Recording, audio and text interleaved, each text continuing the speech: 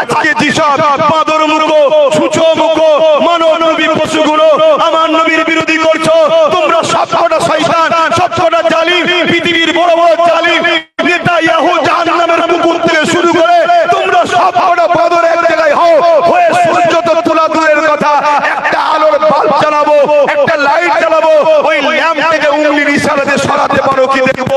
তোমরা জানো সবে কিয়ামত পর্যন্ত কেউ পারবে না, কিন্তু মুহাম্মদ সাল্লাল্লাহু আলাইহি ওয়াসাল্লাম আকাশে চাঁদকে ইশারা করেছে, সঙ্গে সঙ্গে চাঁদ নিজেকে দুটুকরো করে দিয়ে এক টুকরো আবু কুবাইস আর এইদিকে আর এক টুকরো এইদিকে। এই দৃশ্যটা আমার ভারতবর্ষের কেরলের বাদশা, কেরলের রাজা চিরামান দেখেছিল।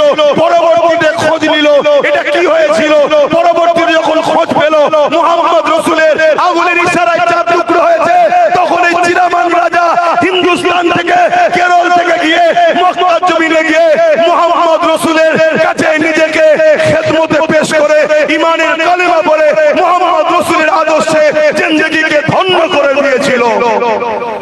আজকে সেই মুহাম্মদ সাল্লাল্লাহু আলাইহি ওয়াসাল্লামের উপরে কেউ আঘাত দিবার চেষ্টা করলে এতে আমার হুজুরের কিছু যায় আসে? জোরে বলে, অসুবিধা হচ্ছে?